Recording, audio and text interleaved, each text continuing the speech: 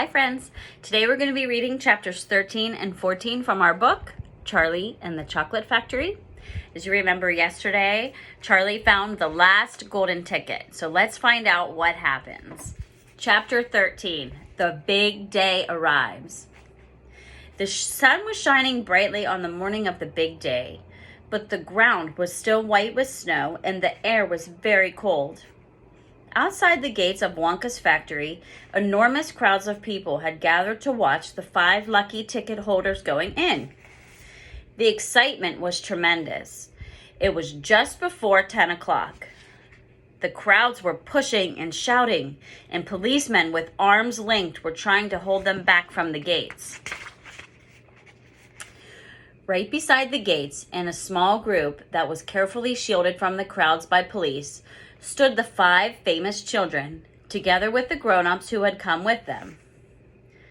The tall, bony, old figure of Grandpa Joe could be seen standing quietly among them, and beside him, holding tightly onto his hand, was little Charlie Bucket himself. All the children except Charlie had both their mothers and fathers with them, and it was a good thing that they had, otherwise the whole party might have gotten out of hand. They were so eager to get going that their parents were having to hold them back by force to prevent them from climbing over the gates. "Be patient," cried the fathers. "Be still. It's not time yet." It's not 10 o'clock. Here's a picture of them waiting to get in.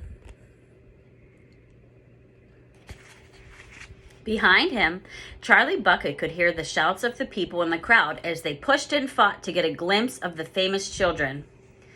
"There's Violet Beauregard," he heard someone shouting. "That's her all right. I can remember her face from the newspaper."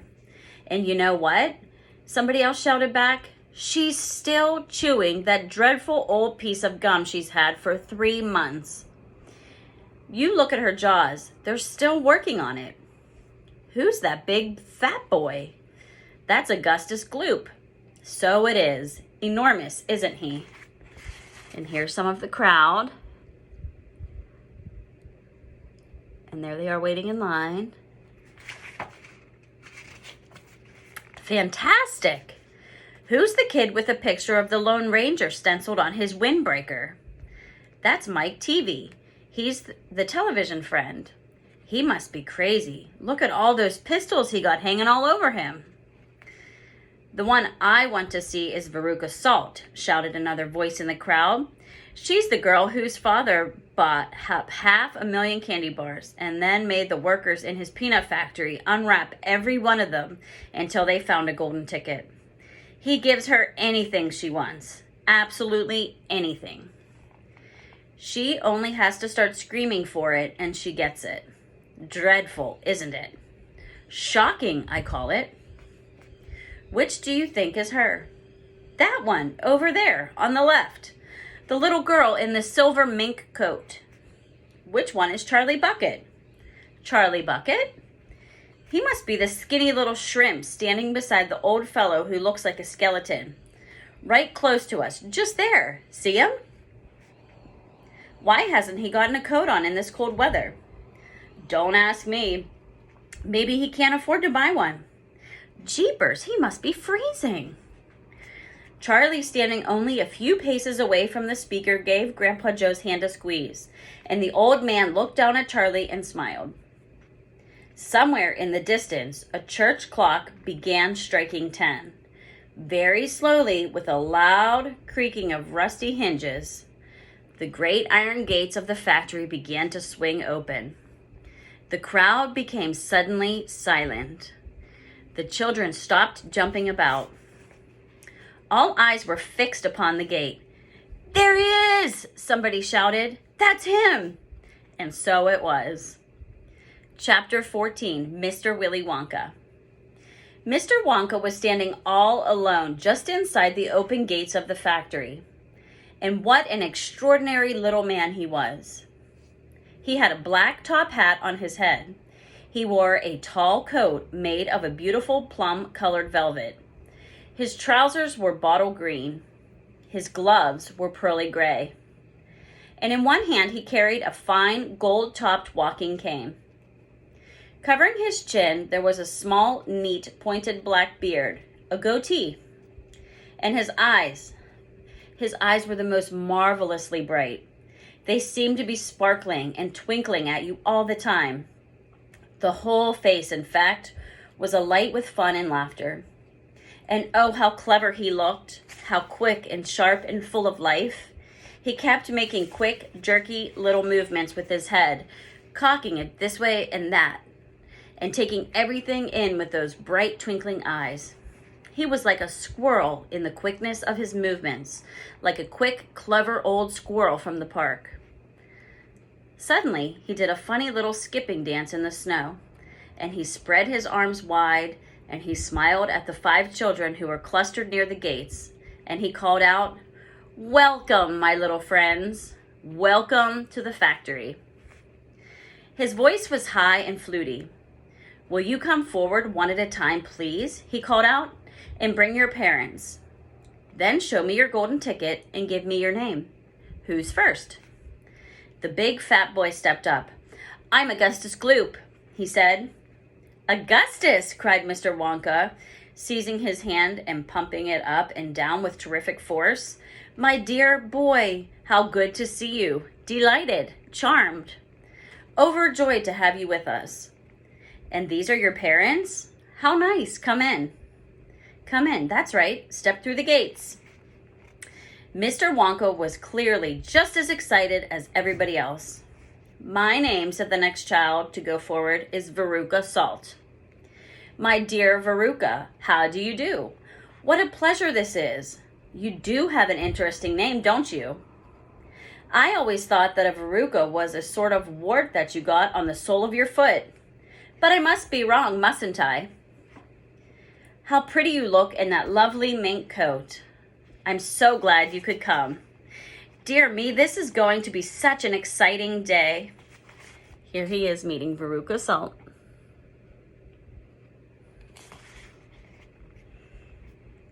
"I do hope you enjoy it. I'm sure you will. I know you will. Your father? Are you Mr. Salt? And Mr. Salt?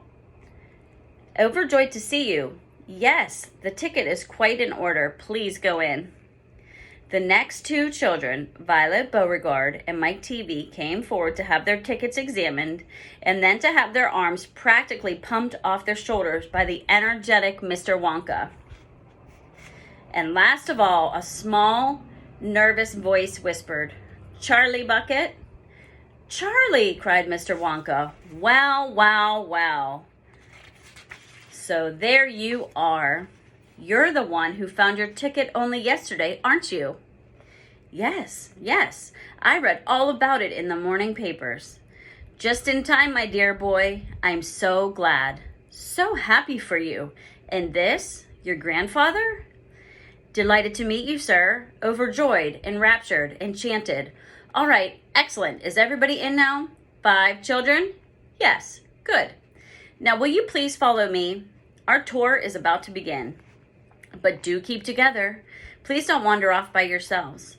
I shouldn't like to lose any of you at this stage of the proceedings. Oh, dear me, no. Charlie glanced back over his shoulder and saw the great iron entrance gates slowly closing behind him.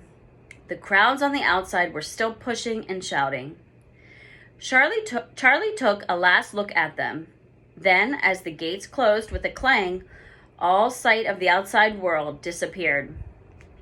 "Here we are," cried Mr. Wonka, trotting along in front of the group. "Through this big red door, please. That's right. It's nice and warm inside. I have to keep it warm inside the factory because of the workers. My workers are used to an extremely hot climate. They can't stand the cold. They'd perish if they went outdoors in this weather. They'd freeze to death." "But who are these workers?" asked Augustus Gloop. "All in good time, my dear boy," said Mr. Wonka, smiling at Augustus. "Be patient. You shall see everything as we go along. Are all of you inside? Good. Would you mind closing that door? Thank you." Charlie Bucket found himself standing in a long corridor that stretched away in front of him as far as he could see. The corridor was so wide that a car could easily have been driven along it. The walls were pale pink and lighting was soft and pleasant. "How lovely and warm," whispered Charlie. "I know, and what a marvelous smell," answered Grandpa Joe, taking a long, deep sniff. And the most wonderful smells in the world seemed to be mixed up in the air around them. The smell of roasted coffee and burnt sugar and melting chocolate and mint and violets and crushed hazelnuts and apple blossom and caramel and lemon peel. And far away in the distance from the heart of the great factory came a muffled roar of energy, as though some monstrous, gigantic machine were spinning its wheels at breakneck speed. "Now this, my dear children," said Mr. Wonka, raising his voice above the noise, "this is the main corridor. Will you please hang your coats and hats on those pegs over there, and then follow me? That's the way. Good. Everyone ready? Come on then, here we go." He trotted off rapidly down the corridor with the tails of his plum-colored velvet coat flapping behind him, and the visitors all hurried after him. It was quite a large party of people. When you came to think of it, there were 9 grown-ups and 5 children, 14 in all. So you can imagine that there was a good deal of pushing and shoving as they hustled and bustled down the passage, trying to keep up with the swift little figure in front of them. "Come on," cried Mr. Wonka.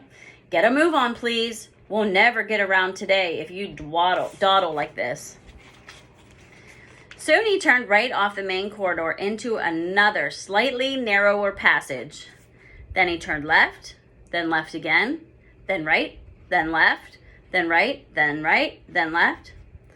The place was like a gigantic rabbit warren with passages leading this way and that in every direction. "Don't you let go of my hand, Charlie," whispered Grandpa Joe. "Notice how all these passages are sloping downwards," called Mr. Wonka. "We are now going underground. All the most important rooms in my factory are deep down below the surface." "Why is that?" somebody asked. "There wouldn't be nearly enough space for them up on top," answered Mr. Wonka. "These rooms we are going to see are enormous. They're larger than football fields. No building in the world would be big enough to house them. But down here, underneath the ground, I've got all the space I want. There's no limit. So as long as I hollow it out." Mr. Wonka turned right. He turned left. He turned right again. The passages were sloping steeper and steeper downhill now. Then suddenly Mr. Wonka stopped. In front of him, there was a shiny metal door. The party crowded around on the door. In letters, it said, "The Chocolate Room." That's the end for today. Let's find out what happens tomorrow. Bye.